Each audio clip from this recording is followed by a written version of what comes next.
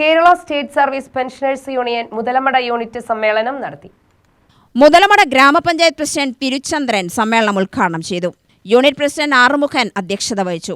Block secretary K Krishnan സംസാരിച്ചു.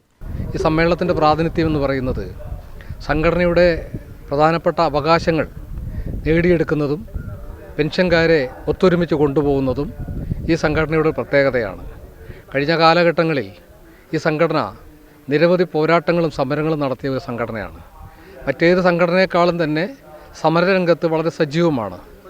ഈ സമരം ചെയ്യുന്നതൊക്കെ തന്നെ പെൻഷൻകാരുടെ ആനുകൂല്യങ്ങൾ പുതിയത് നേടിയെടുക്കുന്നതിനും ലഭിച്ചവ നിലനിർത്തുന്നതിനും വേണ്ടിയാണ്. ആ പോരാട്ടം ഇനിയും തുടരുമെന്നാണ് 34ാമത് യൂണിറ്റ് സമ്മേളനം പ്രഖ്യാപിച്ചിട്ടുള്ളത്. ഈ സമ്മേളനം വൻ വിജയമാക്കുന്നതിന് വേണ്ടിയുള്ള പ്രവർത്തനം യൂണിറ്റ് വളരെ സജീവമായി നടത്തിയിട്ടുണ്ട്. അതിൻ്റെ പങ്കാളിത്തമാണ് നമുക്ക് ഈ ഹാളിൽ നിറയെ കാണുന്നത്. ഈ പ്രവർത്തന റിപ്പോർട്ട് അംഗീകരിക്കുക, അതുപോലെ തന്നെ വരവ് ചെലവ് കണക്ക് അവതരിപ്പിക്കുക, അതിനുശേഷം ഭാരവാഹികളെ തിരഞ്ഞെടുക്കുക, അതിനുശേഷം പുതിയ പ്രമേയങ്ങൾ അവതരിപ്പിക്കുക തുടങ്ങിയ കാര്യങ്ങളാണ് ഈ സമ്മേളനാനന്തരമായി നടക്കുന്നത്. ഈ സമ്മേളനം വൻ വിജയമാക്കുന്നതിന് വേണ്ടിയിട്ടുള്ള പ്രവർത്തനം ഈ യൂണിറ്റ് നടത്തിയിട്ടുണ്ട്. തുടർന്ന് വരുന്ന ബ്ലോക്ക് സമ്മേളനവും ജില്ലാ സമ്മേളനവും സംസ്ഥാന സമ്മേളനവും 34ാമതിൻ്റെ സംഘടനയുടെ സമ്മേളനങ്ങൾ നടക്കും. അതിൻ്റെ ഭാഗമായിട്ടാണ് ഇന്ന് ഇവിടെ കൂടിയിട്ടുള്ളത് എന്നാണ് പറയാനുള്ളത്.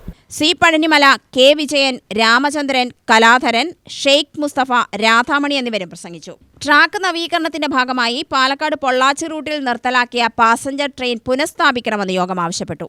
ചെമണാമ്പതി പാലക്കാട് KSRTC സർവീസ് പുനഃസ്ഥാപിക്കണമെന്നും മുതലമടയുടെ റെയിൽവേ സ്റ്റേഷനിൽ കൂടി പോകുന്ന എല്ലാ ട്രെയിനുകൾക്കും സ്റ്റോപ്പ് അനുവദിക്കണമെന്നും യോഗം ആവശ്യപ്പെട്ടു. UTV news, Palakkad.